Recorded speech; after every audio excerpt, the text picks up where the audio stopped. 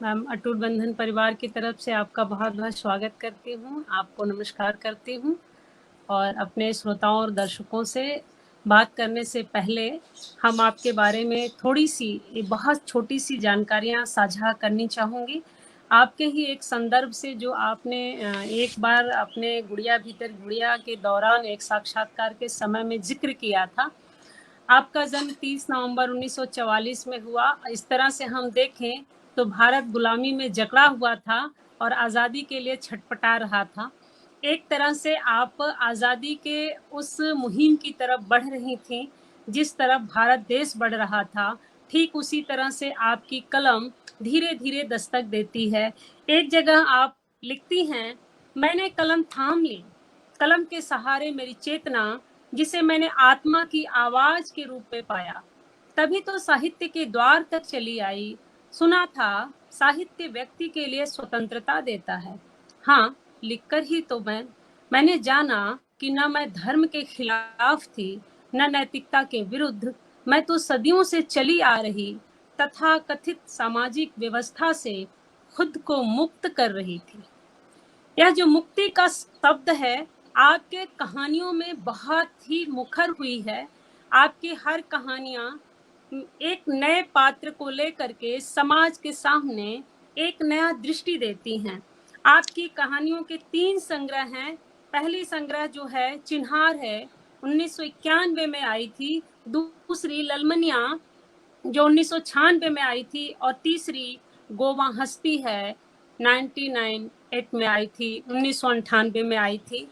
ये कहानियां संग्रह हमें सिर्फ छोटे से संग्रह के रूप में नहीं समेटती हैं, बल्कि ये 32 की कहानियां 32 तरह की स्त्रियों से हमें रूबरू कराती हैं। एक तरफ लल्लन है तो दूसरी तरफ बर्मा है तो तीसरी तरफ केतकी है। ये तमाम जो पात्र हैं, ये पात्र हमारे आसपास से लिए गए हैं, गढ़े गए हैं, रचे गए हैं। इन पात्रों के बरक्स से मुझे कुछ शब्द याद आ रहे हैं कि गाँवों में ये पात्र गीत के तौर पे गाए जाते थे। इन दिनों रोपनी का समय चल रहा है खेतों में, तो उन दिनों जब आप 90 के दशक में ये कहानियां लिख रही थीं, तब गाँवों में इन कहानियों की बड़ी चर्चा थी और वह पात्र जो कि अपने दम पर अपनी एक पहचान बना रही थी, उनको लोक गीतों में ढाल करके लोग रोपनी करते समय महिलाएं खास करके गाती थीं। उन्हें नहीं पता था कि मैत्रेयी कौन है, लेकिन उन्हें पता था कि बेरेमा कौन है और सिस्टर डिसूजा कौन है। तो आज हम उन लोगों को यह भी जानकारी देना चाहते हैं कि दरअसल इस पात्र को गढ़ने वाली जो व्यक्तित्व हैं, जो शख्सियत हैं, वो बेहद चर्चित हैं। उनके संदर्भ में बहुत कुछ बताने के लिए है, लेकिन आज हम सिर्फ और सिर्फ उनकी कहानियों के गिरहों को खोलने की कोशिश करेंगे कि वह कहानियों में कैसे धीरे धीरे पदार्पित होती हैं। हालांकि आप सबको एक छोटी सी जानकारी दे दूं कि सबसे पहला जो संग्रह आया था 1990 में लकीरें नाम से, वह कविता संग्रह है। तो क्यों न हम इसी से बात शुरू करें कि हर स्त्री, ज्यादातर या तो पुरुष भी कविता से अपने साहित्य की शुरुआत करते हैं, लेकिन उनका वैविध्य विस्तार लेते चले जाता है। जैसे कि मैत्रेयी पुष्पा सिर्फ उपन्यासकार ही नहीं है, कथाकार ही नहीं हैं, बल्कि इन्होंने एक आलोचना की भी पुस्तक लिखी है, तब्दील निगाहें। ये तब्दील निगाहें क्यों लिखी गई, किस लिए लिखी गई, थोड़ी सी उस पर भी बात करेंगे। लेकिन मैम से मेरा पहला ही सवाल है कि कविता संग्रह आपने लिखा, लेकिन कविता संग्रह की कहीं आप चर्चा नहीं करती हैं, ऐसा क्यों है? इस अटूट बंधन को मेरा भी बहुत आभार, शुक्रिया और सबको नमस्कार जो भी सुन रहे हैं, देख रहे हैं। जी मैम। सबसे पहले तुमने कविता की ही बात छेड़ दी। ठीक है, मैं बताती हूँ कि जितने भी लिखने वाले हैं जो कहते हैं कि नहीं हमने तो गद्य ही लिखा है, जब उनके पीछे झांकिए तो कवि ही निकलेंगे और वो कविता ही लिखते मिलेंगे। जब पहली कविता इवन नामवर जी ने भी लिखी, राजेंद्र यादव ने भी लिखी, कविताएं लिखी हैं। मैं जब कविता लिख रही थी तो मेरा ये लेखन में आने का कोई इरादा नहीं था, बिल्कुल नहीं। मैं सोच भी नहीं सकती थी कि मैं कभी लेखन में आऊंगी। मैं अपने घर बैठी बैठी और जो मुझे लगता था कि लिख दूं, उसमें ज़्यादातर प्रेम कविताएं हैं। और शायद जो कविता लिखते हैं तो प्रेम कविताएं ही ज़्यादा लिखते हैं लोग, शुरू शुरू में, मैं बात की बात नहीं कर रही। तो लिखी, हाँ लिखी, और लगभग वो 100 कविताएं हो गई या इससे कुछ कम होंगी। तो मैं फिर वो सब छुपा के लिखी घर में, किसी को नहीं पता था। और ऐसा लग रहा था जैसे मैं कुछ कविता लिख रही हूँ या कुछ लिख रही हूँ तो गलती कर रही हूँ, क्योंकि हमारे समाज में बहुत खुलापन जो जिसमें से मैं आई थी तो नहीं था। हालांकि पढ़ते समय मैंने वो सब कुछ किया था, लेकिन शादी के बाद एक अलग से हमारे आसपास एक दायरा खींच दिया जाता है। तो मैं शायद भूल ही गई थी कि कुछ लिखना भी चाहिए या लिखा जाता है। तो ठीक है, मैंने कविताएं लिख ली और मैंने घर में बताया भी नहीं। एक दिन मैंने जिक्र किया अपने पतिदेव से कि मैंने कविताएं लिखी हैं। अब वो दूसरा उनका महकमा डॉक्टर वाला, वो कविता वविता क्या जाने, उनकी समझ में नहीं आती थी। हालांकि मैं शादी के बाद की चिट्ठियों में उन्हें कविता और ये, फिर मैं सोचती थी कि मैं इनको साहित्य क्यों पढ़ाती रही इतने दिन, ये तो कुछ नहीं समझते साहित्य। मैं ऐसे ही बस उसकी 4 लाइन में कुछ उर्दू के वर्ड मिला के चिट्ठी लिखते जैसे सादा सी। खैर, तो मैंने कहा कि मैंने कुछ कविताएं लिखी हैं, वो छप तो सकती नहीं है, कहीं कहीं पत्रिका में मैंने भेजी नहीं आज तक। तो बोले कि तुमने क्या लिखा है उसमें? मैंने कहा ज़्यादातर तो प्रेम कविताएं हैं। तो बोले किसके लिए लिखी हैं? तो अब जैसा पत्नी को कहना चाहिए मैंने तो वही कहा, पतिव्रता धर्म के मुताबिक मैंने तुम्हारे लिए, लेकिन नहीं थी, उनके लिए नहीं थी। मैं झूठ नहीं बोलूँगी, यहाँ आपके सामने बैठी हूँ। जी। थी कोई काल्पनिक था या कोई था या मेरे मन में रहता था, सबके में रहते हैं मन में कोई कोई, है ना? तो वही कोई कोई था। तो बोल दिया मैंने कि तुम्हारे लिए लिखी हैं। तो बहुत खुश हुए, कोई भी खुश होगा, उनकी पत्नी उनके लिए लिखे कविता। तो कहते हैं कि अच्छा छपने की दिक्कत है? मैंने कहा हाँ है। तो कहते हैं कि ठीक है, पत्रिका तो मैं नहीं जानता लेकिन किताब छपवा दूंगा। मैंने कहा किताब छपवा देंगे? तो कि हाँ, तो मुझे दे दो। तो मैंने दे दी, क्योंकि मुझे कोई उसमें ऑब्जेक्शन की बात नहीं थी। प्रेम कविताएं सब उनके लिए कहा मैंने कि वो तुम्हारे लिए है। तो बहुत खुशी खुशी ले ली। और वो सुनीता 1 हफ्ते में किताब छप के आ गई। 1 हफ्ते में मैंने देखी, अच्छी किताब थी, अच्छी छपी थी तो पेपर में की, लेकिन अच्छी छपी थी। मैंने कहा इतनी जल्दी छप छप के भी आ गई? बोले हाँ, तुमने कहा तो क्या छपवा तो नहीं? मैंने कहा हाँ, मुझे भी नहीं वो था कि इतनी जल्दी छपवा देंगे। तो मैंने कहा कहाँ छपवाई, किस प्रकाशन के पास? किसे प्रकाशन, कैसा प्रकाशन? तो मैंने कहाँ छपवाई? बोले जहाँ शादी के कार्ड छपते हैं वहाँ। तो ये तो अद्भुत है। मैंने कहा वहाँ? हाँ। बोले हाँ। मैंने कहा 7 दिन में छाप के दे देंगे ये किताब। उन्होंने छाप दी, हाँ, और जो पेमेंट करना था मैंने कर दिया। ठीक है, हे भगवान, जहाँ शादी के कार्ड छपते हैं वहाँ छपी है। तो मैंने फिर जब तू कह रही हो, मैंने कभी उसके बाहर नहीं लाई, उसे अंदर ही है। लेकिन देखने वाले, ढूंढने वाले उसे ढूंढ ढूंढ के ले आते हैं और मुझे दिखाते हैं कि ये किताब छपी थी ना आपकी कविता की। मैं कहती हूँ अरे कहाँ से मिल गई, कहाँ से मिल गई, पता नहीं कहाँ से ले आते हैं। एक प्रति मैंने भी रख रखी है। कुछ लोग कहते हैं और कहती हैं कि इनमें से छपवा दीजिए ना, अच्छी है ये तो। खैर, जो मैंने अभी गौर नहीं किया है उन पे। तो कविता की तो ये गति हुई मेरी है। उसके बाद मैंने कविता लिखना एकदम छोड़ दिया, छोड़ दिया। मैंने कहा नहीं नहीं। फिर मैं कहानी मैंने सोचा लिख सकती हूँ क्या? उससे पहले भी मैं कभी कोशिश करती थी, अपने कॉलेज मैगजीन में लिखने की कोशिश करती थी। लिख सकती हूँ क्या? तो मैंने अभी फेसबुक पे भी लिखा था कि जिस औरत ने हमारे गांव में बहुत बदनामी थी उसकी, सारे लोग उसके पीछे पड़े रहते थे और कहते थे ये बदमाश है, और कहते थे ये हत्यारी है, क्योंकि इसने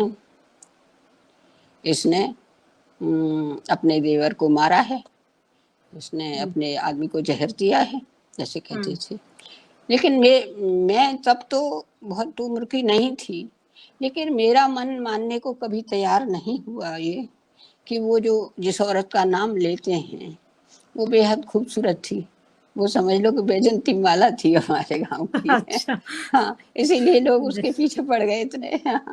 तो मेरा मन नहीं मानता था कि उसने ये सब किया है। लेकिन गांव में तो एक जो चलन चल जाए तो सभी उसी नजर से देखें। जिनको वो लिफ्ट ना दें वो कुछ भी कह के चले। उनके आदमी सीधे थे, उसका हस्बैंड सीधा था। जिनका सीधा होता है हस्बैंड तो उन पे जल्दी हाथ डाल देते हैं लोग। तो मैंने सबसे पहले, जिसको हत्यारी कहते थे, जिसे बदमाश कहते थे, क्या क्या नहीं कहते थे, और मेरे सामने उनकी फजीयत हुई थी। सबसे पहली कहानी जो तुमने भी पढ़ी होगी, आक्षेप, सबसे पहली अच्छा कहानी मैंने जी उस पर लिखी, जी उस पर लिखी, और वो साप्ताहिक हिंदुस्तान में छपी थी, है ना। जी तो अब मैं सोचती हूँ कि कोई अच्छा सा पात्र मैं क्यों नहीं लाई। मैं ऐसा पात्र ले आई, अपराधिनी स्त्री लाई। क्या मेरी प्रकृति है, क्या अपराध की है क्या? मैं क्यों नहीं मानी? पूरा गांव मान रहा था वो अपराधिनी है। लेकिन आक्षेप की रबिया जो कदम उठाती है और जो आखिर में निर्णय लेती है, क्या वही निर्णय उसने भी लिया था? ये मुझे बड़ी जिज्ञासा रही है, क्योंकि एक बार और मैंने कहीं इंटरव्यू में पढ़ा था कि आपने बताया था कि मेरी वो पात्र जो है वो रियल है, लेकिन रम्या जो निर्णय लेती है, क्या वो असल पात्र भी अपने जीवन में वही निर्णय लेती है? ऐसा आपने देखा था? उसी के सारे निर्णय हैं, मेरा निर्णय उसमें है ही नहीं। पहली अच्छा। कहानी थी तो मैं तो अपने निर्णय देने में भी अपने को संकोच कर रही थी कि पता नहीं मैं क्या दूंगी और क्यों दूं। जब वही ले रही है और मुझे लग रहा सही जा रही है, उसके ही है निर्णय। उसमें एक प्रसंग आता है कि एक आदमी है जो मुसलमान है, उसकी जी पत्नी मर जाती है, जी और दो छोटे छोटे बच्चे छोड़ जाती है। जी तो वो नहीं पाल पाता, क्योंकि मजदूर है, मजदूरी करे या बच्चों को पाले। तो वो क्या करता है, गांव के पास के कस्बे में कंजर लोग रहते हैं जो भीख मांग के खाते हैं, और बच्चे होते हैं उनसे भी भीख मंगवाते हैं। तो दोनों बच्चों को ले गया कंधे पे बिठा के और उन कंजरों को दे आया कि तुम ले लो, चाहे भीख मंगवाना चाहे कुछ भी करना है इनसे। जैसे भिखारी होते हैं ना, तो कहते हैं हाथ पैर काट देते हैं फिर भीख मंगवाते हैं। वो हाथ पैर तो नहीं काटते थे कंजर, लेकिन उनका पेशा ही था भीख मांगना। भीख वहां दे आया। जब उनको, रमिया को पता चला कि इसने तो ऐसा किया है, कंजरों को दे आया बच्चों को, तो वो दौड़ी गई, भागी गई वहां पे, जो हमारे गांव के पास कस्बा है वहाँ, और उन कंजरों से उन दोनों बच्चों को ले आई कंधे पे बिठा के, एक गोदी में एक कंधे पे। पूरे गांव में हल्ला मच गया, अरे वो बच्चों को ले आई, बच्चों को ले आई। पहले ये मचा कि वो बच्चों को दे आया कंजरों को, अरे ये कैसा है, बच्चों को कंजरों को दे आया। जब वो ले आई तो फिर हल्ला मचा, अरे जरूर ये सरदार नाम था उसका, सरदार खां से जरूर इसका कुछ है, तभी उसके बच्चों को ले आई है। उसने कहा, अरे सरदार तुझसे नहीं पलते, मैं पालूंगी। ये उसके जीवन की वास्तविकता थी, ये मेरी आंखों देखी बात थी। ऐसे कई किस्से थे। कहीं आग लग गई तो बुझाने भागी गई, तो जिसके घर में आग लग गई है उसी से उसके चरित्र को जोड़ दिया। ये हमारे समाज में जो एक फैली हुई है ना स्त्री को लेके, कि वो अच्छा भी करे तो उनकी आंख में ऐसी एक विश्वेल है समाज की में कि वो बुरा ही सोचती है। तो मैंने उनको देखा, रमिया मैंने नाम दिया है, उनका नाम रामश्री था, मैं यहाँ खोलती, है ना। अच्छा। अरे हाँ, रामश्री नाम था। मैंने रमिया किया और मुझे कोई डरना नहीं था कि मैं उनके बारे में ऐसा लिख रही हूँ और ऐसा क्यों लिख रही हूँ।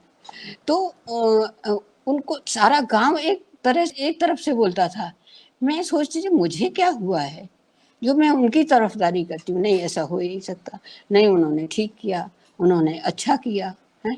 तो ये बात जो मैं सोचती थी और वो मैं छोटेपन से ही सोचती थी, वही चली आई मेरी कहानियों में। एक ये होता है ना, तरह तरह से लोग सोचते हैं, मेरे ख्याल में लेखक दूसरी तरह से सोचते होंगे। जी, जी। एक चीज़ और है मैम, जब आपकी कहानियों से गुज़रती हूँ, तो मैंने अक्सर देखा है कि आपकी कथा साहित्य का जो संसार है, वो बहुत बृहद है। लेकिन आपकी रचनाओं के जो केंद्रीय पात्र हैं, वो अधिकतर क्या सभी की सभी बुंदेलखंड से संबंधित हैं, या ग्रामीण अंचल के, या गाँव की स्त्रियाँ हैं। तो कभी आपके मन में यह नहीं आया कि गांव की उन स्त्रियों से निकलकर मैं कभी कस्बाई स्त्रियों से बाहर महानगर की स्त्रियों के संदर्भ में भी कोई कहानी लिखूं? आ सकता था, ये भी आ सकता था, क्यों नहीं आना चाहिए, आना भी चाहिए। लेकिन मेरा वास्ता शहर की स्त्रियों से पड़ा नहीं, बहुत कम नहीं पड़ा, मतलब बहुत ही औपचारिक समझो है। जबकि मुझे दिल्ली में रहते 45 साल हो गए, और लेकिन मैं उतना नहीं जुड़ पाई जैसे मैं अपने गांव की स्त्रियों से जुड़ी हूँ, या गांव के आसपास की स्त्रियों से जुड़ी हूँ, या उनके मन को जानती हूँ, या मेरा मन उन्हीं में मिला हुआ है, या मैं भी वही एक स्त्री हूँ। ये बात है एक मानसिक स्तर पर। ठीक है, मैं शरीर से रहती हूँ यहाँ और जुड़ती भी हूँ। तो मेरी मजबूरी ये है कि मैं उसको, जो महानगर का या नगर का जो एक वातावरण होता है, माहौल होता है, वो मेरे अंदर नहीं समा पाया, या मैं समेट नहीं पाई, या मेरी रुचियां नहीं जागी। मैं कह नहीं सकती, लेकिन मैं गांव से ही जुड़ी रही। हो सकता है एक कारण यही रहा हो कि गांव ने शहर को मेरे भीतर आने ही नहीं दिया। वैसे तो सुनीता, शहर जीतता है हमेशा, लेकिन मेरे गांव जीतते रहे मुझे लेके। वो बिल्कुल। उनको शायद शायद यही वजह रही होगी कि आपकी कहानियों में गांव की स्त्रियां बहुत ज्यादा मुखर हैं। इसी से संदर्भित एक और सवाल मेरे दिमाग में आ रहा है, जब आपकी कहानियों से गुजरती हूँ, जो मैंने डायरियों में नोट कर रखे हैं।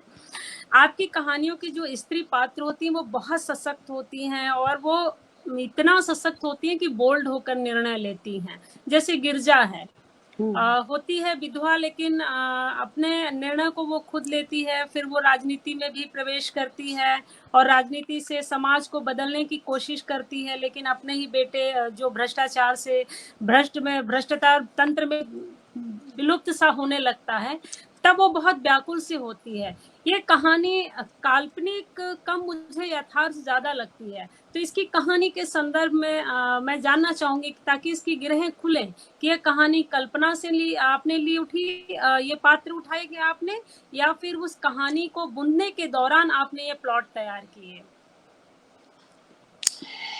कल्पना में मेरे ये नहीं थी, ये मेरे आसपास ही थी, बल्कि बहुत नज़दीक थी ये कहानी, है ना। ये कहानी नहीं, ये घटनाएं नज़दीक थी, और इतने नज़दीक थी कि जिसे मैं गिरजा कह रही हूँ, वो मेरी बहन ही थी। अच्छा। मेरी बुआ की लड़की थी, जिसकी जिसकी शादी इतनी छोटी उम्र में हुई, है ना। और फिर वो ऐसे करके वो भी बनी। जो मैं वहाँ लिख रही हूँ, वो उसमें कोई भी चीज़ असत्य नहीं है। हो सकता है कि मैंने कहानी की भाषा करके और लोग पढ़ें, इसलिए इसको थोड़ा दूसरे रूप में ढाला हो, लेकिन उसमें कुछ भी झूठ नहीं है और कल्पना भी नहीं है। वो जो छोटी उम्र की लड़की आई थी किसी को ब्याह के, तो जाहिर ऐसा परिवार वालों ने नहीं पसंद की। लेकिन क्यों नहीं पसंद की? कि उस लड़की की रुचियां ही दूसरी थी। उस लड़की की रुचियां थी कि जो गांव में जिनको छोटा माना जाता है, मैं छोटी जाति किसी को नहीं मानती, लेकिन गांव में जिनको छोटी जाति माना जाता है, जिनको दूर दूर रखा जाता है, वो उन्हीं से वास्ता रखती थी। पता है, उन्हें रोका भी, वो नहीं रुकी, है ना। वो शादी में आई, जैसे शादी में दुल्हन आती है ना, तुम शहर में देखती होगी कितनी बनी ठनी आती है, वो तो जी मैम। आई। हाँ, वो तो आई, और उनने जो जिससे शादी हुई थी ना उसी के जूते पहने मर्दाने, है ना, चप्पल पप्पल उतार दी और खेतों पे निकल गई कि खेत देख आऊं कहाँ है, उस तरह की थी वो। तो अब इस तरह की औरत क्या करेगी, है। जब बीच में बैठने लगी, ऐसे उनको बुलाने लगी, उनके बीच में बैठने लगी, तो जाहिर है घर वालों को और बुरी लगी। लेकिन जी मैम। वो हो गई फिर प्रधान के लिए खड़ी। ये उनका, ये उनकी हिम्मत थी।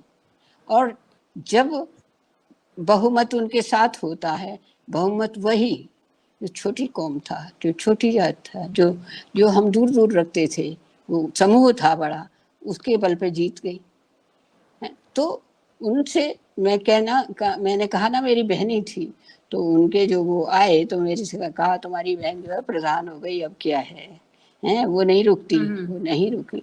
लेकिन उनका जो मैंने बताया है कि उनका जो ईमान था, अपने प्रति ईमानदारी थी, समाज के प्रति ईमानदारी थी, वो कभी नहीं भूली। ऐसी स्त्रियां भी तो होती ही हैं। उनकी शादी जी। भले बचपन में कर दी, भले एक बहुत जमीन वाले के कर दी, लेकिन उन्होंने उसको जो उसको अमीरी और बहुतायत दी, उसको माना ही नहीं। उनको उनको वहीं चैन आया जहाँ लोग दुखी थे, जहाँ लोग वंचित थे चीजों से, हैं। तो उनके लिए निकल पड़ी। और उन्होंने जो उसमें आता है कि पुलिस जो है अत्याचार करती है, गांव में तो सोच ही नहीं सकते जितने होते हैं, वो तो दरोगा इतना डरा देता है कि बस पूछो मत। तो उन्होंने सोचा था कि जो मेरा सूरज है, मेरी बहन का बेटा है, मैं इसको बनाऊंगी तो गांव के साथ कुछ तो होगा, कुछ तो न्याय मिलेगा, लोग डरेंगे तो नहीं। लेकिन जो तुम कह रही हो कि वो भी फिर वैसे जब देखती हैं उसके यहाँ से कि वो भी तो वही कर रहा है जो एक दरोगा करता है, जो एक पुलिस वाला करता है। वो रिश्वत में लड़की बुला रहा है उसकी बुढ़े की, जो एक गरीब आदमी हाथ जोड़ रहा है, उससे कह रहा है लड़की दे वाला। वैसे उसका ट्रांसफर कराने आई थी क्योंकि वो ट्रांसफर हो सकता था। तो उन्होंने वो पर्ची जो है ट्रांसफर की, जो एप्लीकेशन जो देने आई थी, वहीं फाड़ के फेंक दी कि नहीं, तुम इस लायक नहीं हो, तुम मेरे उस पर नहीं। हालांकि मैंने तुम्हें पाला पोसा पढ़ाया और तुमसे आशाएं बांधी, खाली न्याय की तो आशाएं बांधी थी, ईमानदारी की आशाएं बांधी, लेकिन नहीं। तो वो ही फाड़ दिया उन्होंने जो एप्लीकेशन थी कि ये एप्लीकेशन नहीं है, ये मैं अन्याय का एक पर्चा लेके आई हूँ यहाँ पे। ये गिरजा थी। तो जो तुमने पूछा ये मेरी कोई कल्पना नहीं थी, लेकिन मेरे सामने घटित जो चीजें हो रही थी उस समय, वो मैंने दर्ज की आके। उस वक्त मैंने नहीं लिखी, लेकिन वो मैंने दर्ज की क्योंकि आज भी वही है। आज भी तो हमारा समाज उसी से गुजर रहा है। गांव में जाके देखो कि क्या, जब डंडा लेके जाती है पुलिस तो क्या बीतती है। वो तो मैंने देखा है और देखती हूँ। जी तो ये मैम, सब मैं इस चीज़ से भी रूबरू हुई हूँ, इसलिए कहानी मुझे बहुत मुतासिर की और मेरे करीब भी बहुत है। आपकी संग्रह में एक कहानी है सिस्टर, जिसकी जो नायिका है वो डिरोथी डिसूजा है। तो चूंकि आपके जो सभी पात्र हैं वो हिंदी के पात्र हैं, लेकिन ये एक नर्स रहती है और अपने वृद्ध पिता की सेवा में इसने अपनी शादी नहीं करती है। फिर उसका एक पेशेंट आता है सुरेश चंद्र, उसका सेवा करते करते एक भाई बहन सा संबंध बन जाता है, लेकिन उस संबंध में एक द्वंद्व पैदा होता है। तब वो एक तरह से वो छली जाती है। जो डिसूजा का निर्णय होता है वो बाद में बहुत करुणामय लगता है, या उसके साथ जो व्यवहार होता है। मेरा सवाल है कि मिस डिसूजा जो है और उसके सूरज चंद्र के माध्यम से आपने जो रिश्तों की बारीकी पर सवाल उठाए हैं, यह मिस डिसूजा को रचने के पीछे आपकी क्या वजह रही? ये वजह तो देखो, लेखक के लिए पहले, सबसे पहले ऑब्जर्वेशन होता है, मतलब वो क्या देखता है और कितना उसे ग्रहण करता है। मैंने वो दुनिया देखी है, नर्सों की दुनिया देखी है, और ख़ास तौर से जो अस्पतालों में, छोटे अस्पतालों में, जिला लेवल के अस्पतालों में काम करती हैं, वो देखी हैं। एम्स में जो काम करती हैं वो भी देखी हैं क्योंकि मैं एम्स में रही हूँ।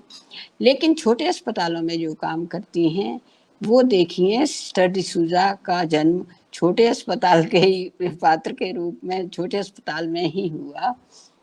तो वो बड़ी नेक इंसान, ज्यादातर तो जो नर्स होती हैं वो सेवा ही करती हैं और उन्हें तनख्वाह मिलती है उसके बदले, बाकी तो कुछ नहीं है ना। तो वो करती हैं। और जो सुरेश चंद्र नाम के शख्स हैं वो उनसे बड़े प्रभावित होते हैं और उनको बहन बना लेते हैं कि तुम मेरी बहन हो, और त्योहारों पे बुलाते हैं उनको। अक्सर ऐसा होता है जो कोई सिस्टर या कोई टीचर या कोई किसी तो अकेली रहती है, तो जो मोहल्ला पड़ोस वाले हैं ना, कोई एक रिश्ता संबंध बना लेते हैं, छोटी जगह में तो बना ही जी लेते हैं। जी तो जी उन्हें जैसे रक्षाबंधन पे बुला लेंगे, भाई दूज पे बुला लेंगे। तो सिस्टर डिसूजा को भी ऐसे ही किया। वो बेचारी क्रिश्चियन थी लेकिन हिंदू त्योहारों में बिल्कुल रम गई थी, है ना। उसे पढ़ के मेरी बेटी बहुत हंसती है कि सिस्टर पे मम्मी बहुत हंसी आई। तो सिस्टर तो बिल्कुल रमी हुई थी, हाँ। और उनको उन्होंने बहन माना। तो मैंने जो मैं कह रही हूँ कि त्योहारों पे जाए सो, फिर सुरेश चंद्र के बेटे की शादी होती है तो भाई बहन की जगह सिस्टर डिसूजा ही जाएंगी ना। सारे नेक त्योहार जो हमारे यहाँ बनाए गए हैं, रस्में, जी जी रस्में भी बड़ी रस्में भी बड़ी जादूगरी दिखाती हैं हमारे यहाँ। जी तो सिस्टर ने सोचा कि ठीक है मैं तो बहन हूँ तो जाऊंगी ही। सबने कहा तुम ही तो जाओगी सिस्टर, और मोहल्ला पड़ोस वालों ने कहा तो तैयार हो जाओ, अच्छी से साड़ी वाड़ी पहन के जाना, ये ड्रेस व्रेस नहीं पहनना जैसा तुमने पढ़ा होगा उसमें। तैयार थी बेचारी। लेकिन इसलिए जो तुम पूछ रही हो वही मैं बताना चाहती हूँ कि रिश्ते जो होते हैं वो बहुत धोखा देते हैं।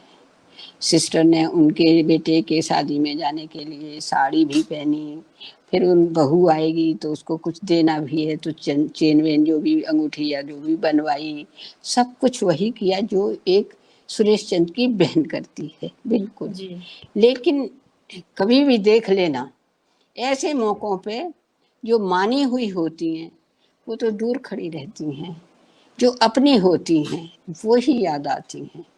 चाहे वो कितनी दूर रह रही हो, बुलाई जाएंगी वही, और उनसे ही सारे नेक वेक कराए जाएंगे।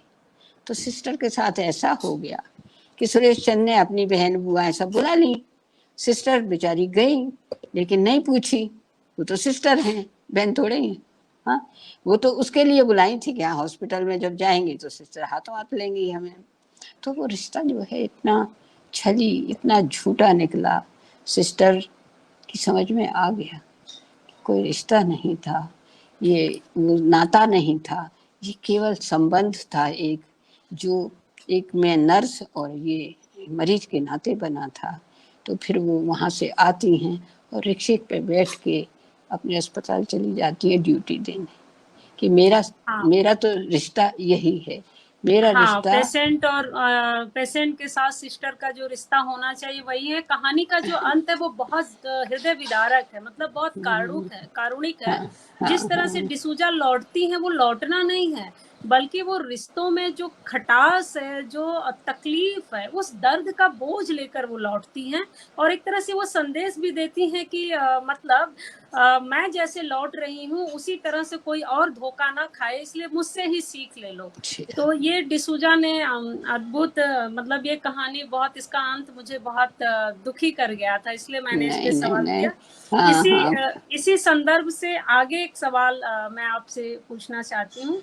आपने अभी जो डिसूजा के संदर्भ में हमने बात किया, आपने अपनी लेखनी में जो स्थापना दिया है या प्रतिरोधी स्वर के पात्र गढ़े हैं, वह समाज में परिवर्तन की बात करते हैं, और परिवर्तन सिर्फ बात ही नहीं कर रही है बल्कि पात्र परिवर्तित होती हैं अपने निर्णयों से। चाहे लल्लन को ही हम क्यों ना ले लें, वो आखिर में जिस तरह का वह निर्णय लेती है, तो वो, हालांकि आसाराम का जो निर्णय होता है वो अलग होता है, लेकिन लल्लन का निर्णय अलग होता है। तो इस तरह के प्रतिरोधी स्वर जो है आपके सभी कहानियों में है।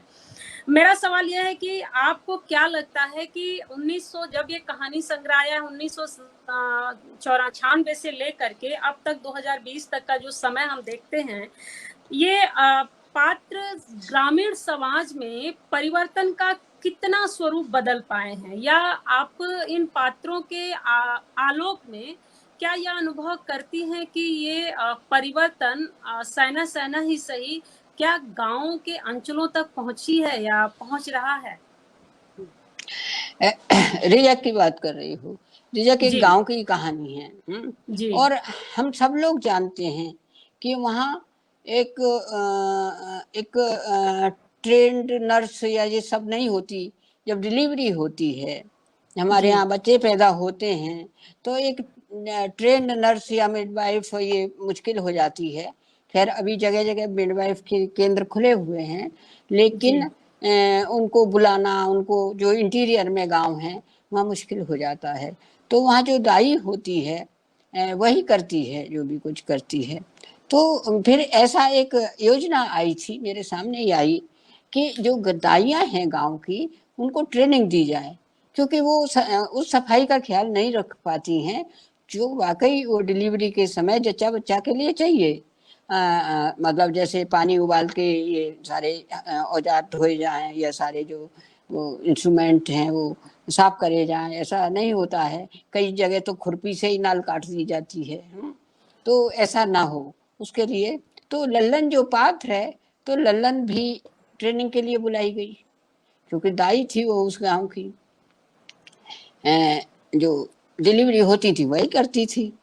अब जब वो ट्रेनिंग करके आई तो उसका पति आशाराम बोला कि अब तू ये काम नहीं करेगी, ये काम नीचा काम है, ये काम हमको नीचा बताता है, और लोग हमें नीची निगाह से देखते हैं कि इसकी पत्नी तो दाई का काम करती है, बच्चे जनाती है घर घर, ये मत कर। तो उसको बड़ा वो लगा कि मैं ट्रेनिंग ले आई हूँ, मैंने सब कुछ यही सीखा है और ये मुझे रोकता है आसाराम। और आसाराम ने रोकने के लिए गेरुआ कपड़े पहन लिए, माला पहन ली रुद्राक्ष की, और क्या क्या नहीं, कहते नहीं तू नहीं जाएगी ये सब करने। अब वो तो जब बच्चे हों तो लल्लन दाई का तो कहीं पता ही नहीं, वो तो आने ही ना दे उसका आदमी, अब क्या करें। तो फिर क्या किया गांव की औरतों ने, देखिए जब मैं कहती हूँ ना कि गांव की औरतें कर्म में विश्वास ज्यादा करती हैं, कहने में कम। तो गांव की औरतों ने क्या किया कि ये तो आएगी नहीं, और वो तो आ रही है लेकिन आसाराम नहीं आने दे रहा है, तो उनने आपस में ही सीख लिया, कुछ लल्लन से पूछ लिया तू तो आ नहीं रही हमें ही बता दे, तो आपस में ही जाति बिरादरी पीछे रह जी। गई। जो जो जो जिसे कहते हैं ऊंची बिरादरी नीची बिरादरी, तो ऊंची बिरादरी समझ लो तुम। मतलब गांव में जो जो लोग थे उनकी पत्नियों ने, उनकी बहुओं ने उन्हें वो डिलीवरी के बाद नाल वाल काटना सीख लिया। तो अब घर घर तो खुद ही नाल काट लें, खुद ही कैंची वैंची लेके सब तैयार कर लिया उन्होंने। तो फिर लल्लन को तो कोई पूछे ही नहीं है। आसाराम ठीक है बैठा रहे, तू अपने घर बैठा रहे, लल्लन तू अपने घर बैठी रहे, ट्रेनिंग लेके तू डॉक्टर नहीं बन के आई है तो बैठी रहे, हमें नहीं बुलानी, हमने तो खुद ही सीख लिया। काम बंद हो गया, जो आमदनी होती थी वो भी बंद हो गई। जहाँ ये जाती थी तो मिलता ही था ना कुछ, उसी से गुजारा होता था, खेती वेती तो उनके पास थी नहीं। अब जो है जैसे ही बच्चा बच्चा हो किसी के यहाँ, लल्लन बेचारी की हुक उठे अंदर से कि मैं जाती और मैं करती। हाँ, तो फिर सोचा लल्लन ने कि बहुत हो गया आसाराम, अब मैं मैं ट्रेनिंग लेके आई, जो प्रशिक्षण लेके आई, जो मैंने सीखा है, जो मेरी विद्या है, जो मेरी शिक्षा है, उसको आसाराम कैसे जाति के नाम पे मुझे रोक सकता है। तो एक जगह हो रही थी डिलीवरी, तो भाग गई लल्लन और डिलीवरी करके आई, और लल्लन ने वो गाना गाने लगी कि जसोदा जी हंस हंस कर जान जो भी कुछ है नाल काट के आई। तो उस दिन लल्लन जी। को लगा कि हाँ आज मैंने अपने काम के साथ, अपने कर्म के साथ न्याय किया है, और गीत गाने लगी लल्लन, उसमें मैंने गीत दिया भी है। तो ये है वहाँ की स्त्री की बात। अब जो तुम कह रही हो कि मैं ये दावे नहीं करती, इस दावों से कुछ होता नहीं है, कहानी तो कहानी है, लेकिन कहानी जीवन भी है ना। तो मैं गई थी, मैं जाती रहती हूँ, तो लल्लन जो है क्योंकि ट्रेनिंग तो करे आई हैं और अब तो काम भी करने लगी हैं, लल्लन को लोग जी। पहले से ज्यादा देने लगे। तो लल्लन सफेद साड़ी पहन के, काला चश्मा धूप का लगा के, और बस में से उतर रही थी। तो मुझसे बोले लोग ये इंडिया टुडे में कहानी छपी थी, तो सबने पढ़ी। तो कहने लगे मुझसे, मैं वहीं खड़ी थी सड़क पे, बहन जी तुम्हारे पात्र उतर रहे हैं बस में से, मिल लो। तो लल्लन देखे, तो लल्लन उतरी उसमें से, काला चश्मा गोविल लगाए हुए। अरे मैंने कहा तुम तो, तुम्हारा रूपी में, अरे का है, अब हम कर रहे बढ़िया, डिलीवरी कर रहे, हम बच्चा बच्चा नहीं करा रहे, हम डिलीवरी कर रहे हैं बहन जी। तो ये है, इस तरह से बदलता है जीवन। वो स्त्री खुद ही बदलती है जीवन, कोई उसे बदलने नहीं देता, फिर भी बदलती जी है। जी। आपकी एक कहानी सेंध है जो बहुत ही मार्मिक सामाजिक राजनीतिक भ्रष्टाचार का जो स्वार्थिक मनोवृत्ति है उस पर केंद्रित है। ये कहानी सिर्फ सामाजिक राजनीतिक भ्रष्टाचार को उजागर ही नहीं करती है बल्कि सोचने के लिए भी बस करती है। तो यह कहानी लिखने के पीछे आपका क्या रहा कि मतलब मैं इस कहानी के माध्यम से अपने किस तरह का संदेश देने की कोशिश की, या आपको लगता है ये संदेश संप्रेषित हुआ है? अब जो पढ़ के इसमें से कुछ अपनी ईमानदारी को ललकारें तब तो ये संप्रेषित हुआ है, वरना तो बेईमानी का तो जलवा है ना। तो ये है, ये कहानी चकबंदी के ऊपर है। बहुत से लोग नहीं जानते होंगे या हमारी बहनें नहीं जानती होंगी कि चकबंदी क्या होती है। ये खेतों में जो खेत होते हैं, तो एक खेत हमारा यहाँ है और एक खेत वहाँ है, एक खेत का टुकड़ा यहाँ है, ऐसे बिखरे रहते थे ना जो खेत। तो सरकार ने एक योजना बनाई कि उन खेतों को, जैसे एक किसान के खेत हैं तो एक जगह हों, दूसरे के किसान के खेत हैं तो एक जगह हों। तो एक योजना चली थी चकबंदी करने की योजना। जो खेती से जुड़े हैं वो सारे किसान जानते होंगे इस चीज को। मैं इसलिए जानती हूँ कि मैं, हमारे घर भी खेत थे और उनकी चकबंदी हुई थी। तो चकबंदी में बेईमानी की कोई जगह होती नहीं है, क्योंकि यहाँ जितनी कीमत के वो होते हैं उतनी कीमत के दूसरी जगह मिल जाते हैं। अगर तुम्हारी जगह की कीमत ज़्यादा लगाई गई है और तो उसकी बदले की दूसरी जगह ज़मीन उतनी ही मिल जाएगी, बल्कि वो कम कीमती जगह है तो ज़्यादा मिलेगी, ऐसा है नियम था। लेकिन लोगों ने, वो जो नायब तहसीलदार, जो पेशकार, जो लेखपाल जो आते थे, उनको पटा पटा के घूस दे दे के और ये हाल किया कि कोई तो बेचारा जंगल बंजर लेके रह गया और किसी किसी ने जो जो जिनकी पहुंच थी, जो रसूख वाले लोग थे, उनने अच्छी से अच्छी खेती ले ली। तो इसमें धोखेबाजी ज़्यादा हुई। और उसमें जो स्त्री है वो भी कोई कम नहीं है। मैं स्त्रियों का ऐसा पक्ष नहीं लेती कि नहीं जी स्त्रियां तो ईमानदार ही होती हैं। उसमें सेंध में तुम देखते होगी वो स्त्री भी है वैसी, है ना, वो भी ले रही है, वो भी ले रही है, वो भी वही कर रही है जो पुरुष करते हैं, जो वो भी बेईमानी करना चाहती है ना। तो सेंध इसीलिए कि सेंध लगा दी उन्होंने ऐसे, है ना, तो वहाँ तो स्त्री ने सेंध लगा दी।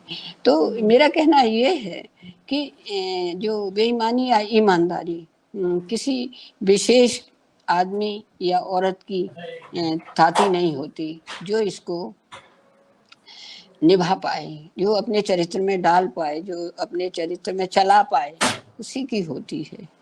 तो इसीलिए मैंने सेंध लिखी कि चकबंदी के मामले में जो किसान औरत है वो भी कम नहीं थी, जो किसान पुरुष है वो भी कम नहीं। और आपके संचयन में आपने लिखा भी है, चिट्ठियों के माध्यम से आपके परिवार के कोई सदस्य थे जो पैसे नहीं दे रहे थे, तो आपको लगा कि मैं क्या करूं, मेरी माँ बहुत परेशान है, तो आपने उनको बहुत लंबा चौड़ा चिट्ठी लिखा, उसके बाद पैसे आ गए। माँ को आज तक ये नहीं पता चला कि आपने क्या किया, जो सारे पैसे वो दे गए।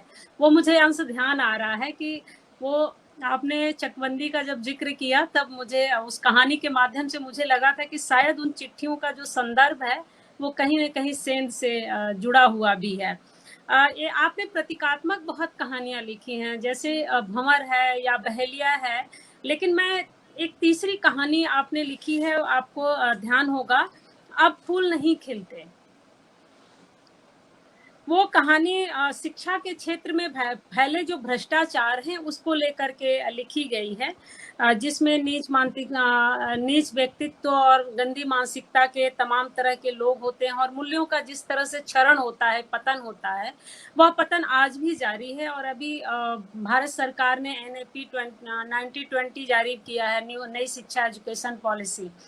इस कहानी में आप एक कोट लेकर आती हैं जो मेरे दिमाग को बहुत मथती है कि भारतीय संस्कृति और सभ्यता पर प्रश्न चिन्ह लगाने की कहानी के तौर पर मैं इसको देखती हूँ। तो आप इस बात की कल्पना इतने साल पहले कर लेती हैं और सरकार अब करती है, तो इसको आप कैसे हमें बताना चाहेंगे इसके संदर्भ में, क्योंकि ये कहानी बहुत दूरदर्शी कहानी है। ये एक उस लड़की की कहानी है जो वो पढ़ रही है वहाँ पे, इंटर कॉलेज जी में पढ़ रही है, जी और जी उसके साथ दुर्व्यवहार होता है मेरे ख्याल में, क्योंकि बहुत पुरानी कहानी है मेरे ख्याल में 90 के आसपास जी की ही है। 90 के दशक की। जी हाँ, तो मुझे भी इतनी याद नहीं है कि मैंने इसमें क्या क्या लिख अच्छा। दिया था, क्या क्या, मुझे थोड़ी नहीं, सी वो याद दिलाओ मूलतः प्रश्न। उसमें वही है, शिक्षा में जो भ्रष्टाचार व्याप्त है, उस लड़की के माध्यम से उस भ्रष्टाचार को उजागर किया जाता है। लेकिन वो कहानी आज जाके रिवेलेंट होती है कि भारतीय संस्कृति और सभ्यता के प्रतिरोधक मूलक जो तत्व हैं, उनको कैसे शिक्षा के माध्यम से संरक्षित भी किया जा सकता है और मानवीय मूल्य को जो पतन हो रहा है उसको भी रोका जा सकता है। तो वो असल बोलो जी बोलो मैम। बोलो। जी मैम। असल में ना जो शिक्षा है उसका असली उद्देश्य क्या है, इसको तो लोग भूल जाते हैं। इवन वो भी भूल जाते हैं जो शिक्षा के क्षेत्र में है। मैंने पढ़ के खुद देखा है ना, उसमें शायद लड़की का नाम झरना है क्या? जी हाँ, लड़की का, हाँ, जहाँ तक मुझे याद आ रहा है। जी तो मैंने खुद पढ़ के देखा है, और मैंने शायद ये आप बीती ही लिख दी होगी कि जब लड़की वहाँ पढ़ने आती है तो किस तरह का माहौल बना दिया जाता है, या और विद्यार्थी हैं उनके लिए भी क्या माहौल बना दिया जाता है। तो ये जो है, ये जो हमारी शिक्षा पद्धति है या शिक्षा नीति है, इसमें कितने बदलाव होने चाहिए, और क्या, और जब तक बदलाव नहीं होंगे तब तक हम शिक्षा को शिक्षा कहें क्या? नहीं कह सकते शिक्षा है। तो ये एक जो शिक्षा के नाम पे छल है, कपट है, भ्रष्टाचार है, पैसे बनाने के साधन हैं। अगर कोई लड़की आती है तो उसको अभी भी सुनती होगी, वो तो ये तो बहुत पुरानी बात हो गई, लेकिन अभी भी सुनती होगी कि क्या हो रहा है। अभी भी मैं इन बातों को, इन्हीं बातों को जो तुम कह रही हो, मैं लिख देती हूँ, मैं अखबार में जिक्र कर देती हूँ, तो अभी भी वहाँ के जहाँ मैं पढ़ी हूँ वो लोग ऑब्जेक्शन करते हैं कि अरे अब क्या चल रही है उन बातों की, क्यों करती हैं वो बातें। लेकिन तुम तो कह रही हो कि अभी भी वो लागू होती हैं। अभी भी मैं इसलिए ही कहती हूँ कि अभी भी वो लागू होती हैं, और पूरी तरह लागू होती हैं, उनमें कोई सुधार नहीं आया है। अब देखें नई शिक्षा नीति क्या सुधार करेगी, मुझे भी ये देखना है, जो बहुत जरूरी है सुधार करना, क्योंकि भ्रष्टाचार के तो अड्डे बन गए हैं, सबने सब देख रहे हैं, हम सब, और उसको सह भी रहे हैं, सह भी रहे हैं हम। तो ये है कि मैंने देखा कि उस वक्त, जब तो मेरी उम्र बहुत छोटी थी, मैं 11वीं में पढ़ रही थी शायद, जी तो जी हाँ, तो मैंने तभी देखा, तब से आज तक देख लो कि मेरी उम्र कहाँ आ गई, 70 पार कर गई, मैं इतनी हो गई, 75 पे आ गई।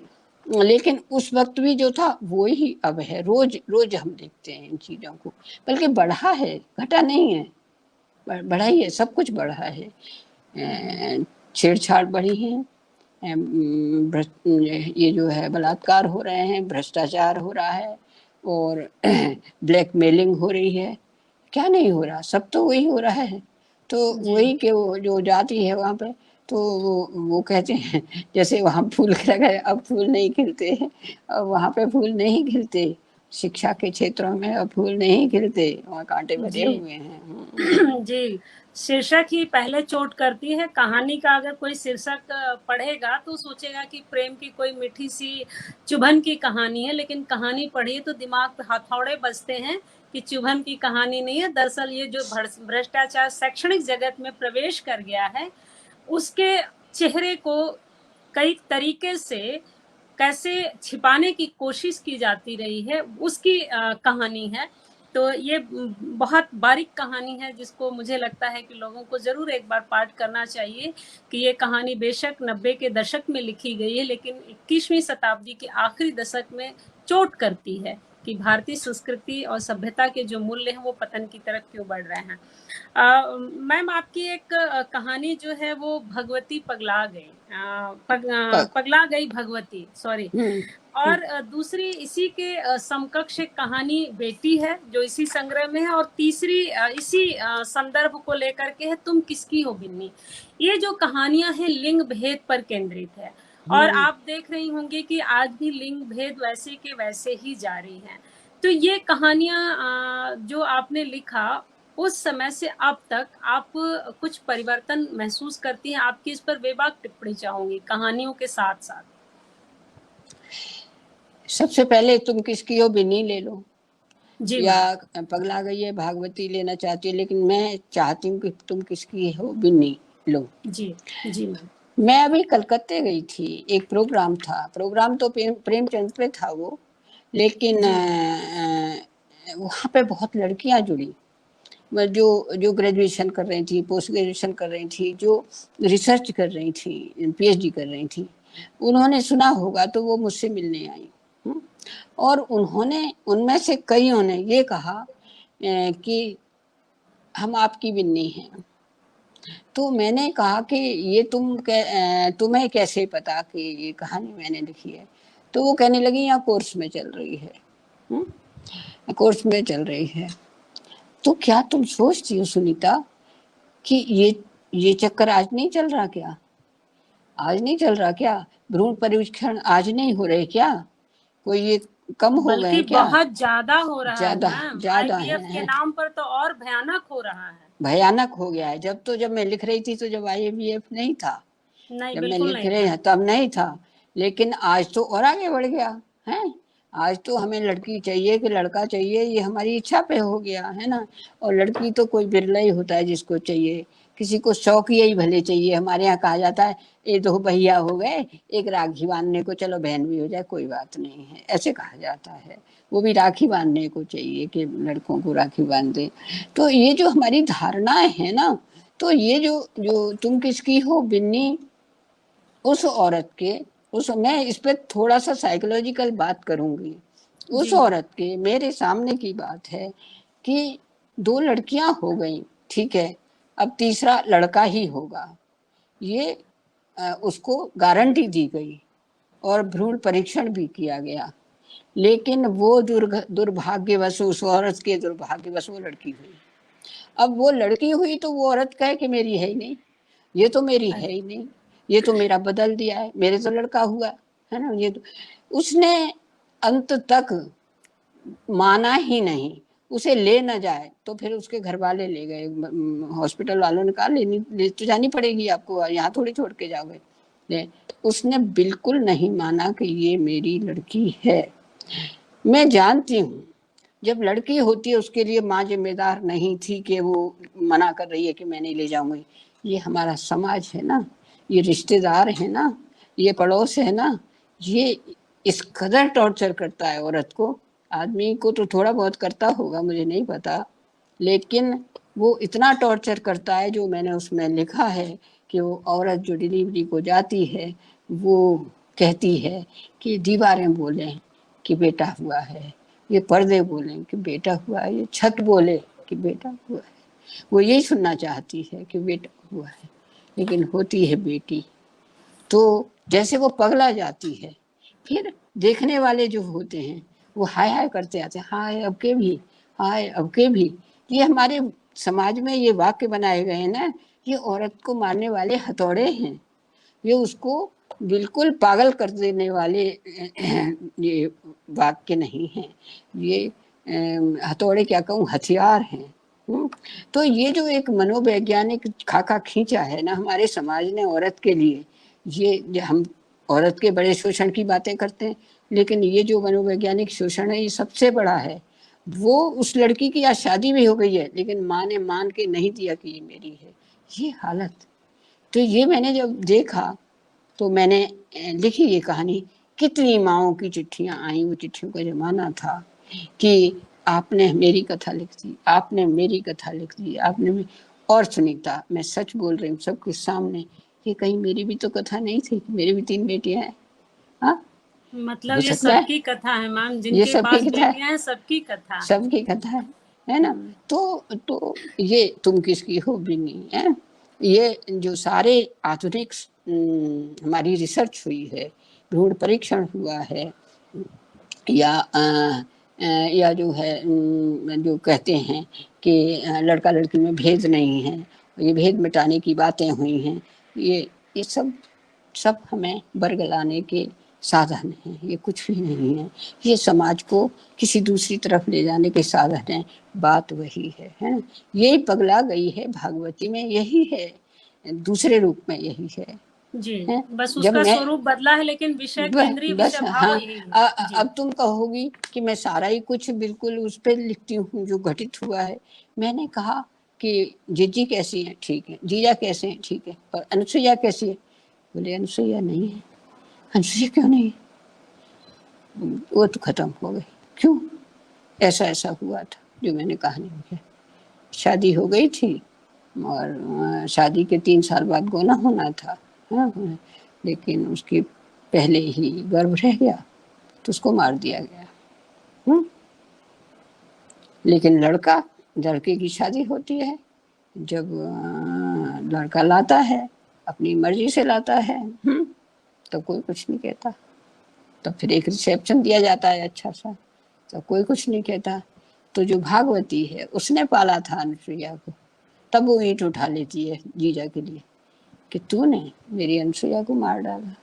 हाँ, तो ये जो चीजें, जिन चीजों पे हम बेटी को दंड देते हैं, सजा देते हैं, टॉर्चर करते हैं, उन्हीं उन्हीं बातों पे हम बेटे के लिए उत्सव मनाते हैं।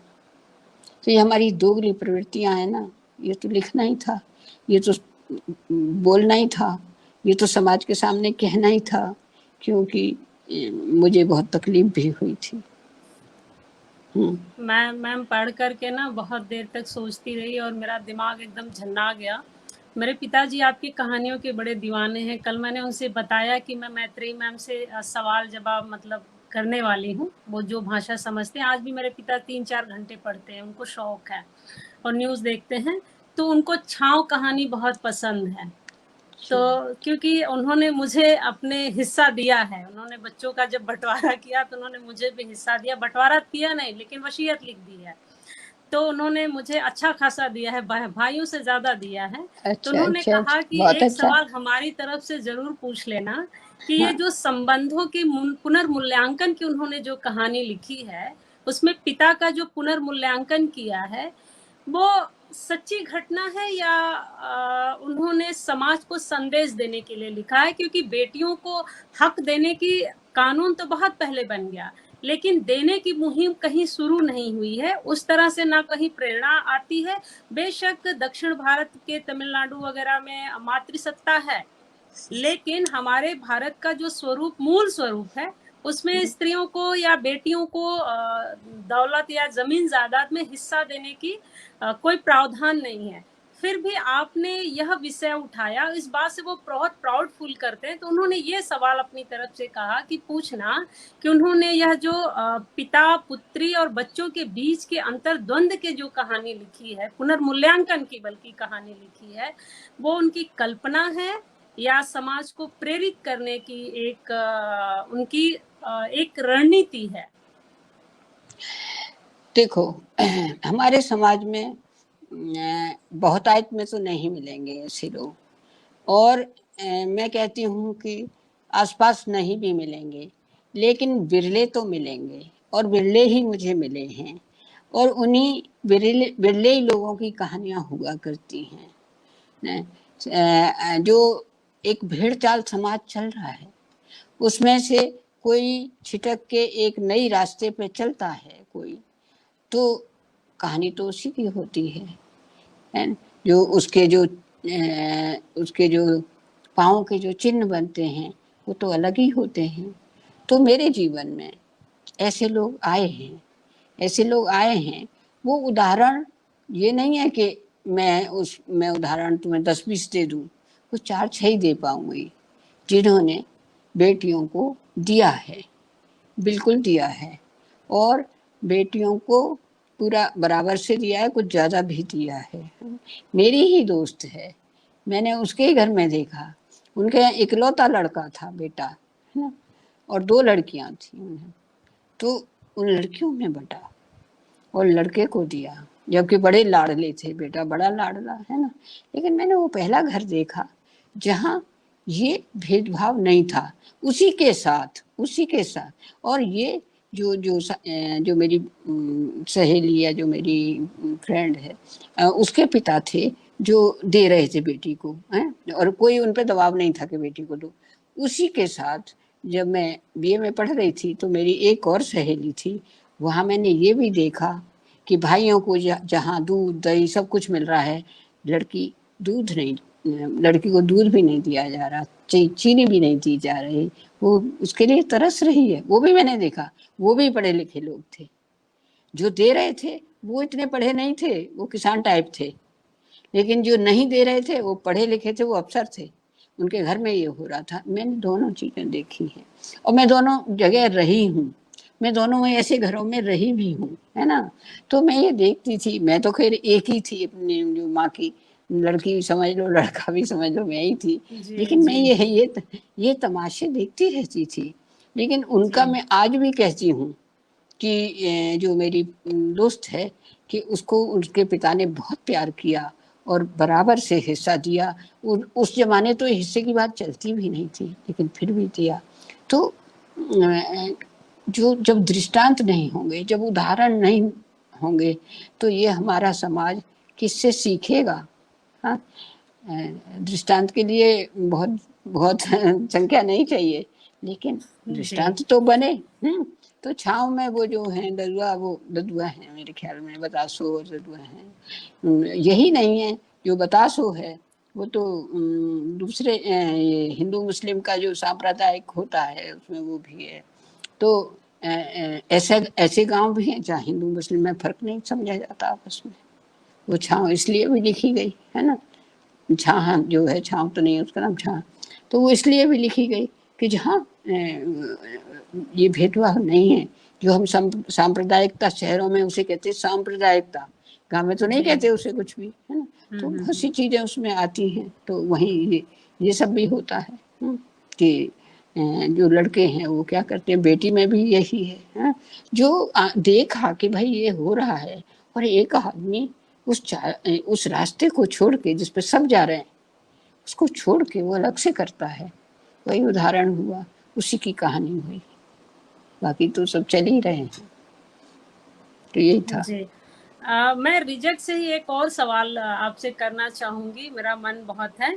चूंकि ये आर्थिक समस्या केंद्रित भी कहानी है, क्योंकि नर्स तो वो बाद में ट्रेनिंग लेकर के आती है, लेकिन सबसे इसकी मूल जो स्वर है वो आर्थिक समस्या है, जिससे एक त्रासदी सी उत्पन्न होती है।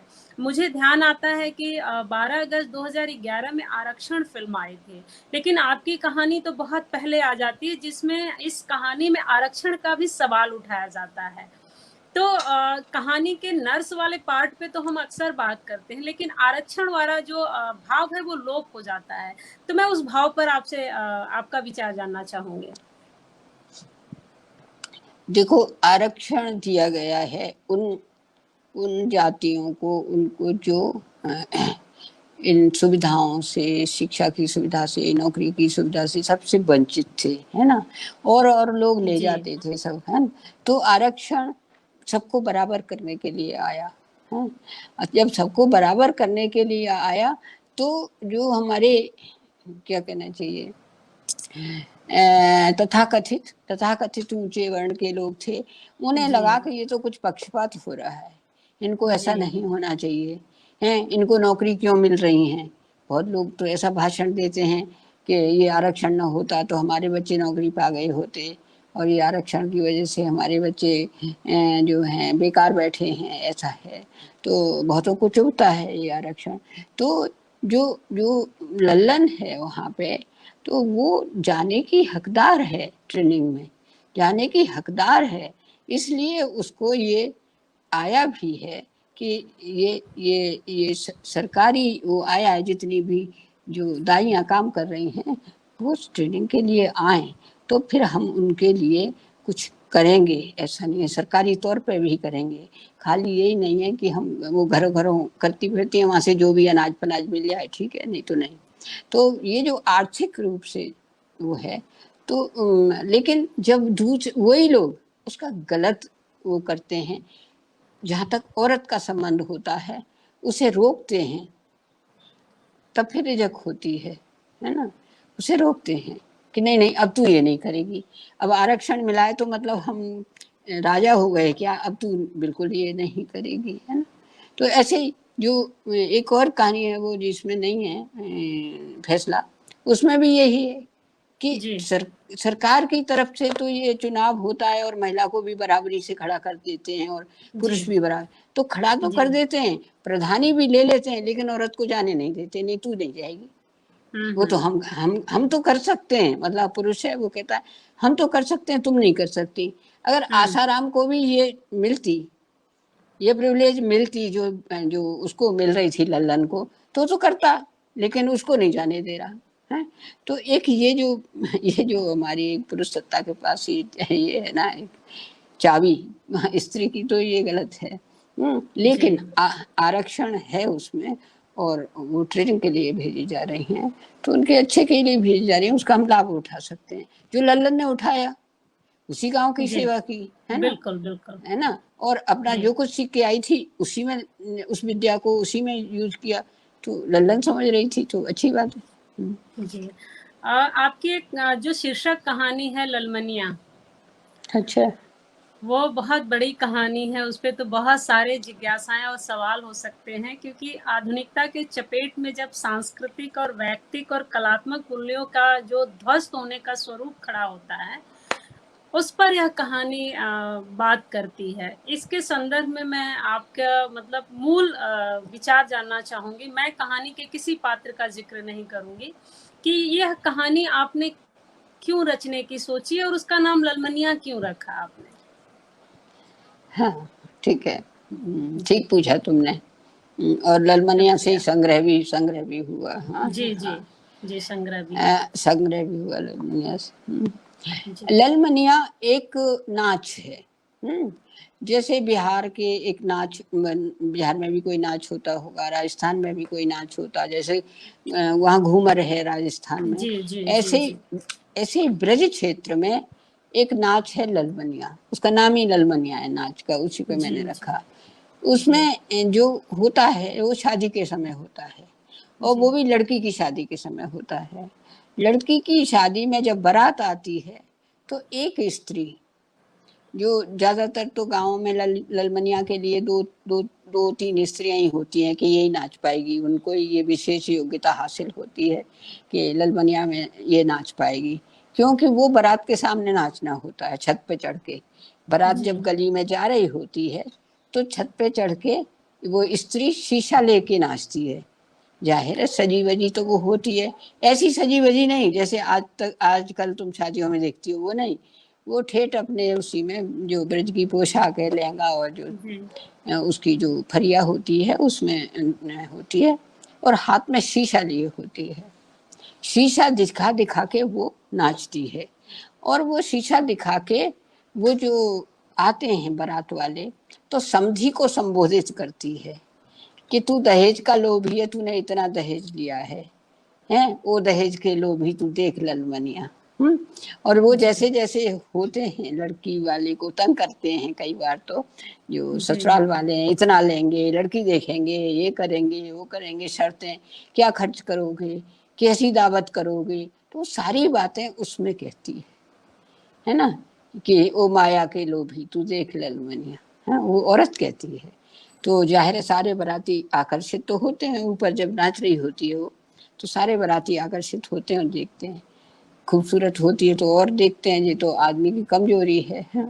तो ये चलन था है नहीं, ये चलन था, और धीरे धीरे ये चलन उससे रिवाज से अलग होता गया। आजकल तो देखते होंगे, आप लोग भी देखते हैं, मैं भी देखती हूँ, जो मुझे दुख भी होता है कि क्या क्या डीजे फीजे आ जाते हैं, क्या क्या होता है, कैसे बाजे बजते आते हैं जिसमें ना कोई सुनाई पड़े, कुछ शोर, मैं उसे शोर कहती हूँ, वो संगीत नहीं होता, वो शोर होता है। लेकिन जो ललमनिया की लय थी वो गायब हो गई, जो ललमनिया का संगीत था वो गायब हो गए। और जब मैंने ये कहानी लिखी तो लोग और लड़कियां भी और लोग वो गाने लगे, ओ लीली पैंट बारे तू देख ललमनिया, नीली को जी लीली है, हाँ लीली जी जी। पैंट, उसमें जैसे कपड़े पहने होता है ना उसी को संबोधित करती हैं। या हम्म। ओ काली जुल्फों वाले तू देख ललमनिया। तो जाहिर है जो आते हैं लड़के बारात में वो भी देखते हैं ऊपर और आकर्षित भी होते हैं, और वो एक समा बनता है। तो वो समा अब देखने को नहीं मिलता और नहीं, सारी लोक संस्कृति को ध्वस्त कर दिया इस शोर ने, सारे संगीत को ध्वस्त कर दिया इस शोर ने, है ना, सारी लय और ध्वनियों को खत्म कर दिया है।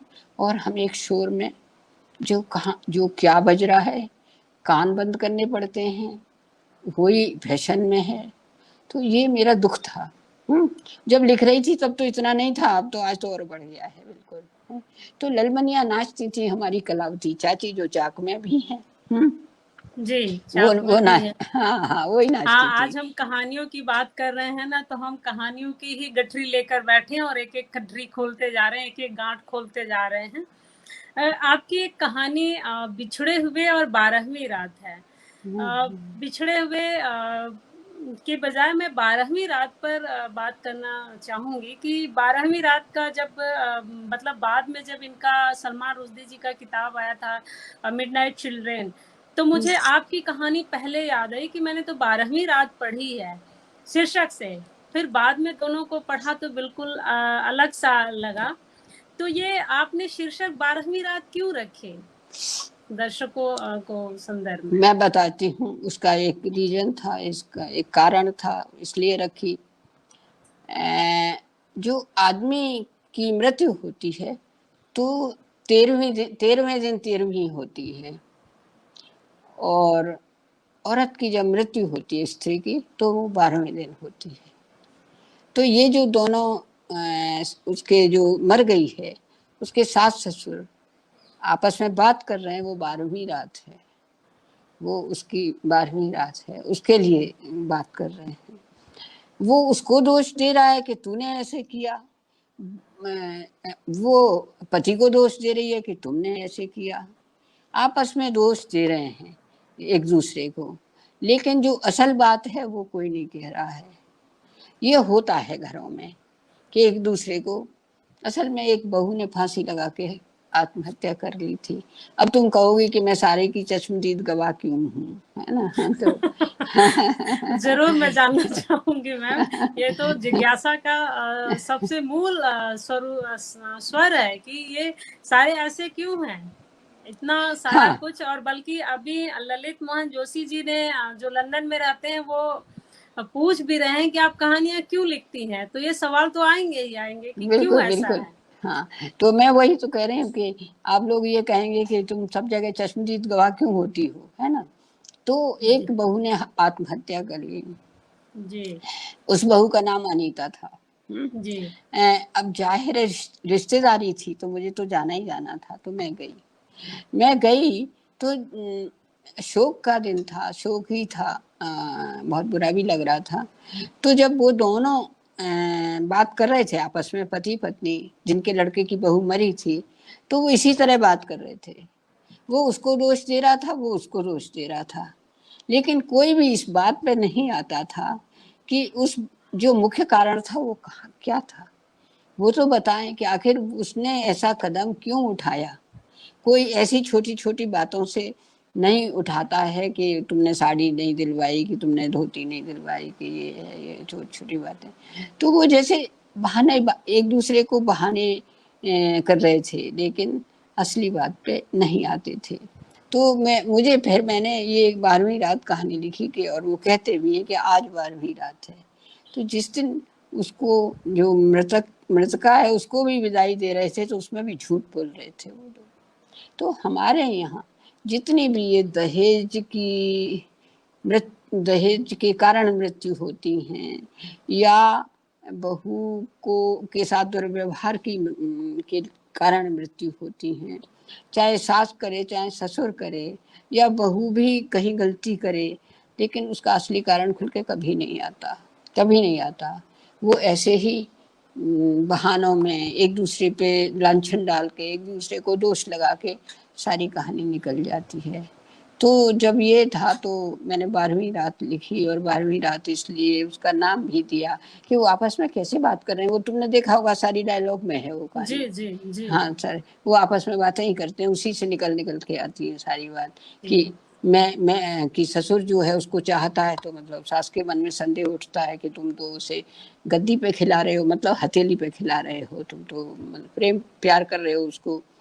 ससुर पक्ष लेता है बहू को, तो सास को संदेह होने लगता है अक्सर घरों में, है ना। कि क्या पता नहीं क्या कारण है, क्या रीजन है। अगर सास कुछ कहती है तो ससुर जो है पता नहीं कौन सा पक्ष लेता है ना। वो किधर जाए, कहना बुरा भी लगता है ससुर को, भाई तुम इससे क्यों कर रही हो, लेकिन कई बार डर के मारे, पत्नी के डर के मारे कुछ नहीं कहता। वहाँ कई बातें होती हैं। लड़का किधर जाता है, ये तीसरा पक्ष हो जाता है। तो वहाँ कई पक्षों की बात करके उस बहू की काम जैसे सारे मर्डर कर डालते हैं, सारे हत्या कर डालते हैं वो आत्महत्या के नाम पे। ये थी। जी मैम। ऊपर एक सवाल पूछा था बन्ना गुप्ता जी ने, मैं उनसे आग्रह करूंगी कि अपना सवाल दोबारा छोड़ दें, मुझे मिल नहीं रहा है। तब तक मैं आपकी कहानी छाँव में एक पात्र बतासो है, अगर आपको ध्यान होगा तो हम बिल्कुल उसके ध्यान है। बारे में जानना चाहेंगे। बिल्कुल बिल्कुल है। मैं जी मैं फिर दोहराऊंगी, और दोहराऊंगी नहीं, तेहराऊंगी, और 4 बार कहूंगी कि हाँ बतासो सीरियल पात्र है, बतासो ही जी नाम है। जी बतासो बतासो। ही नाम, हाँ जी बतासो ही नाम है। और वो जी मुस्लिम है, वो मुस्लिम है। तो बतासो जो है एक ऐसी स्त्री है जिसके पास आमदनी के जरिए तो नहीं थे, खेती वेती होती नहीं है, मजदूरी करते थे। तो एक जाति होती है मुस्लिमों में, मुस्लिम है, एक जाति होती है जो सक्का, भिष्टी जिसे कहते हैं ना।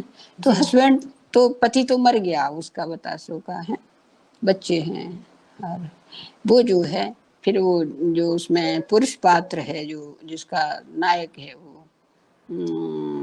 ददुआ, ददुआ ही है मेरे ख्याल में।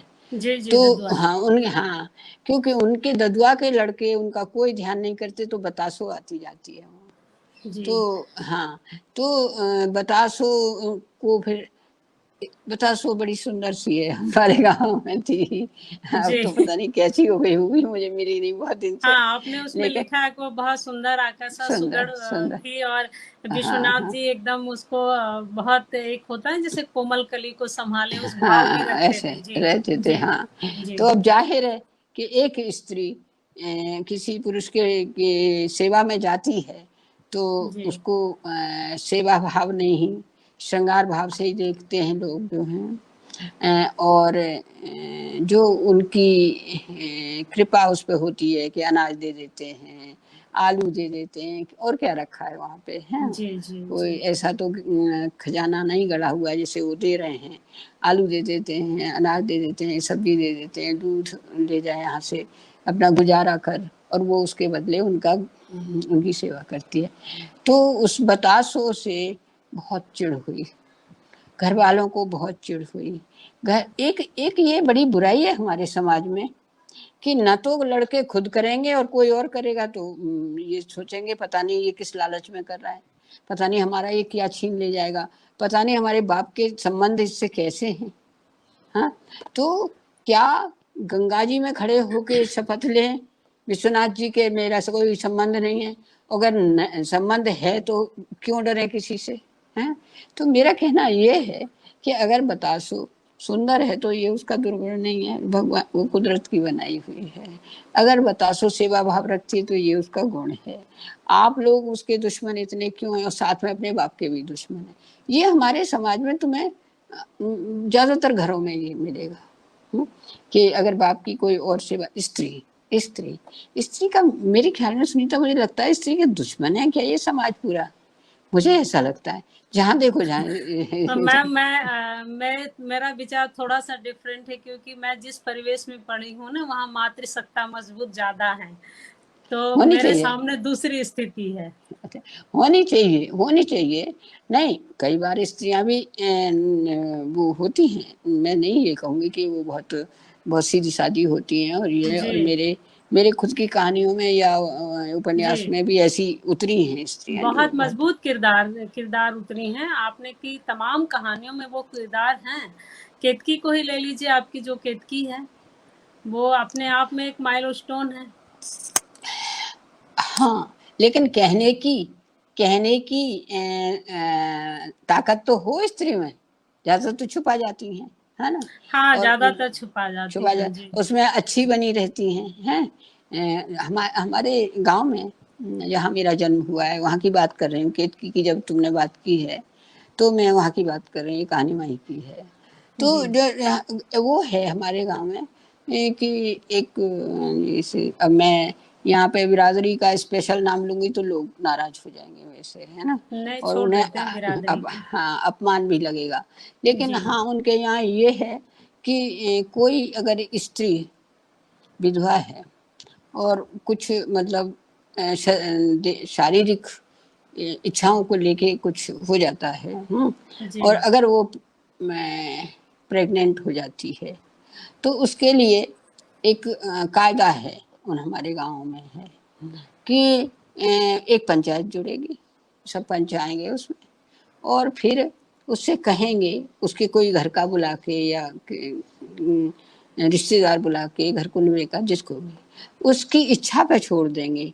देखो ये कितनी अच्छी रिवाज है ना, इच्छा पे छोड़ देंगे जी। कि तू चाहे जिसकी बाह पकड़ ले, हम उसी का मान लेंगे इस बच्चे को, हुँ, हुँ, है। हुँ, हुँ। तो बाह पकड़ लेती है, केतकी में तो वो उसकी पकड़ लेती है कि मैं तो तेरी जी, पकड़ूंगी जो फैसला कर रहा है मैं तो जी, उसी जी, की तेरी पकड़ूंगी, जी, मैं जी, किसी की क्यों पकड़ूं, है ना। तो जी, ये रिवाज है। लेकिन ऐसा साहस बहुत कम में है कि किया किसी ने और बाह किसी की पकड़ी जाए, ये करती हैं। और ऐसा साहस बहुत कम में है कि जिसने किया है उसी की पकड़ने हम बाह जाके, जो फैसला कर रहा है उसी की पकड़ने, जो रसूख वाला है जिसने किया है हमारे साथ वो उसी की पकड़ने कम करती है, ऐसा नहीं कर पाती, वो केतकी ही करती है। तो मेरे सामने ये हुआ है कि बाह पकड़ ले, तो उसने पकड़ ली स्त्री ने, ये तो केतकी ने तो उसकी पकड़ी, लेकिन इससे इतर मैं बता रही हूँ कि उससे कहा गया स्त्री से कि बाह पकड़ ले, तो उसने अपने देवर की पकड़ ली। तो हमारी माँ ने उनसे कहा, जो देवर था, कि उनका नाम गिरधर था, गिरधर जी, तुम्हारी बाह पकड़ ली उसने, तो तुम मान गए इस बात को। तो कहने लगे क्या करता, और क्या घर की इज्जत तो रखनी थी, क्या करता, जी। मेरी बाह पकड़ ली तो क्या, तो कुछ मजबूरियां भी होती हैं। तो ये सब ऐसे कायदे कानून हैं गांव के, जो कचहरियों तक नहीं आते, वहीं सिमटा लेते हैं, जी। वहीं मैम सिमटा। एक सवाल जी, एक सवाल वंदना गुप्ता जी ऊपर कई बार पूछी थी, वो मेरे ऊपर से नहीं क्रॉ हो रहा था, तो अभी उन्होंने फिर दोबारा पूछा है। आपने इद्दनमम उपन्यास में मंदा का पात्र बहुत सशक्त दिखाया है, लेकिन अंत में उसे पितृसत्ता और राजनीति से हारते दिखाया, जबकि होना ये चाहिए था, वो सबके लिए एक मिसाल बनती। आपने ऐसा क्यों किया? एक लेखक होने के नाते आपको एक मिसाल कायम नहीं करनी चाहिए थी? या फिर वो पात्र आपने अपना देखा उठाया, जैसा था वैसा ही प्रस्तुत कर दिया? मुझे तो नहीं लगा कि मंदा जो है कायर है या हार गई है ना, क्योंकि पिछला जो जो जहाँ समाप्त होता है वो पढ़िए जी, जरा, और वो बस में बैठ रही है, सीन ये है बिल्कुल लास्ट में कि वो बस में बैठ रही है, और वो उसकी जो सहेली है, जो उसकी दाया हाथ थी, वो मर चुकी है, और वो नहीं, वो जली हुई पड़ी है वहाँ, लेकिन गांव में जी, दरोगा आया हुआ है जो तहकीकात कर रहा है, वो आती है, वो बस में बैठती है, और वो फिर अपने गांव जाने के लिए बस में से उतरती है और गांव के लिए चल देती है। उसे लग रहा है पीछे कोई आ रहा है, लेकिन वो पीछे मुड़ के नहीं देखती। क्या ये पराजय है उसकी, है।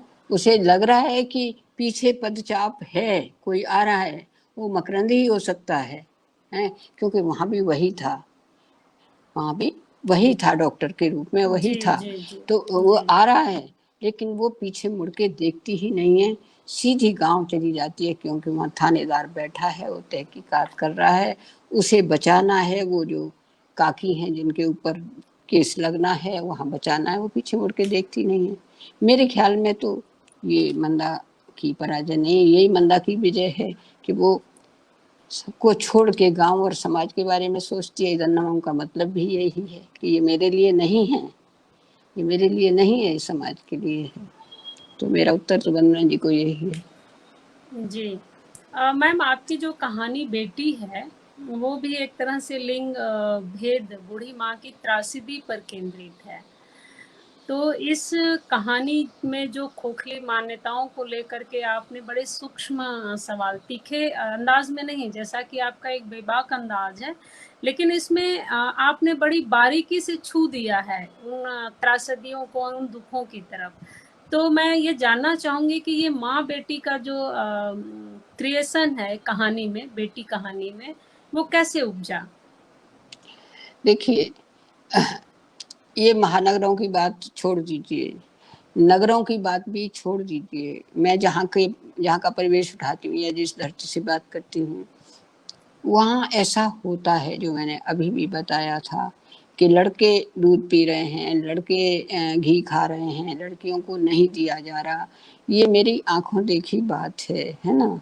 और जी, उसमें मुन्नी है, मुन्नी, हाँ, जी मैं जो मुन्नी। नायिका है मुन्नी, हाँ। जी, केंद्रीय तो पात्र। हाँ, मैं मुन्नी को देखती थी जो पहले। ये दूसरी कहानी है मेरी, जो लेखन मेरा कैरियर चला, उसकी दूसरी जी, कहानी। पहली जी, जी, आक्षेप, फिर ये बेटी। तो जी। मैं देखती थी, मैंने लिखा भी है, यही है पहला वाक्य है कि मैं पढ़ने जा रही हूँ, मुन्नी रह ढाक रही है। जी, उनके लड़के भी पढ़ने जा रहे हैं, मगर मुन्नी रह ढाक रही है। क्यों? क्यों? कि उनके दिमाग में एक बात काम करती है जो बड़ी परमानेंट है, बहुत स्थायी रूप से काम करती है कि इसको तो दूसरे घर जाना है, इसकी शादी करनी है। लड़के हमारे पढ़ जाएंगे, नौकरी करेंगे, हमें कमाई खिलाएंगे, ऐसा मान के चलते हैं। ऐसा होता है या नहीं होता है, वो तो आगे भविष्य बताता है। लेकिन उस घर में यही था, और सारे घरों में, ज्यादातर घरों में, सारे तो नहीं कहती, मुझे कोई मिसाल नहीं दे सकता। जिस गांव में मैंने जन्म लिया, उसमें से लड़कियों ने केवल मुझे छोड़ के किसी ने भी ग्रेजुएशन किया हो तो मुझे बताएं। उस गांव से टीचर भी हैं, और कॉलेजों में टीचर हैं, उनकी लड़कियों ने भी नहीं, किसी ने भी नहीं।